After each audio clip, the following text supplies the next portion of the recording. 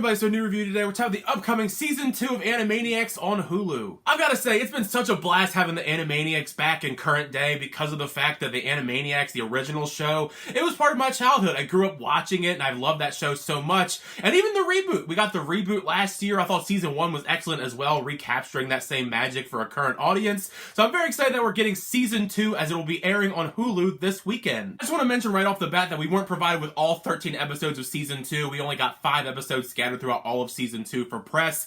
So I just want to make sure you guys know that going in ahead of time that I haven't seen every single episode, but I've seen about half the season. It was enough to form an opinion on the season as a whole, but I am still excited to watch the rest of the episodes I wasn't able to when the season does debut. But as far as Season 2 goes, I feel like if you're already a fan of Animaniacs, and especially if you like that first season of the reboot, it's more or less the exact same vibes that you got from Season 1, which is a good thing. Sometimes a show can really fail when they try to experiment and do new things, or they can just fall flat by not trying anything new. But in the sense of Animaniacs, I think it does work to just do the same thing over again. Because in the case of Animaniacs, each and every episode is still filled with the amazing high-energy comedy that's filled with so much meta humor. And for the most part, I think all of the witty parodies that they do throughout every episode I've seen has been pretty fun. I always was biased to the Yakko, Wacko, and Dot segments, and some of the segments in this show in Season 2 are absolutely amazing. Whether it's the three of them making jokes about annoying targeted ads, endless video game load times, and all sorts of past and current day pop culture references, all of that is just an easy recipe for success, especially with the new audience. Much like with the original Animaniacs and Season 1 of the reboot, there is a lot of humor that is targeted towards adults more than children,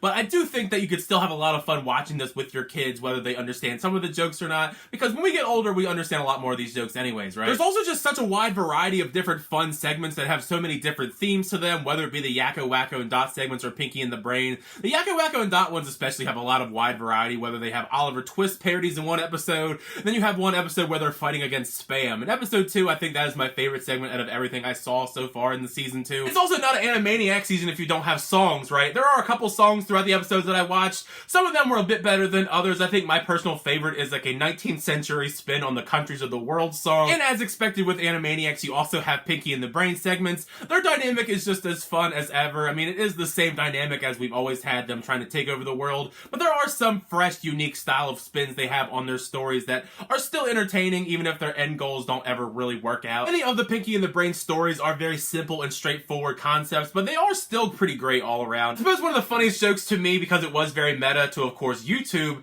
is that one episode Pinky is trying to become a YouTuber and he's doing the whole smash that like button stuff like that, which thankfully I don't do the whole smash that like button thing, but I know a lot of people on YouTube do that, so it was great to just have that meta moment and humor in there. And not every single segment in Animaniacs is a home run. There are some segments that I didn't find all that funny, or they just got a little bit of a chuckle out of me. It wasn't like a full-on laugh like a lot of the other segments I mentioned already. Of the episodes that I did see, I feel like episode 4 applies to that the most. The segment where Yakko, Wacko, and Dot kind of trashed the Sweet 16 party. That episode, that whole segment to me just wasn't all that great all around. And also, I'm still just very disappointed we don't get a lot of other characters in this reboot, because there are so many other characters and fun segments from the original that we've really just not had in the reboot whatsoever, and it just kind of bothers me. I really want to see these characters and some of these segments brought back in the new age, and they're still just completely ignored. Plus, this entire new segment we've created for the reboot show, Starbucks and Cindy, those are just instant skips for me. Like, I just have no connection to these new segments with them. These characters aren't very likable to me. I don't really care about them. There's just nothing about them that I particularly find interesting, so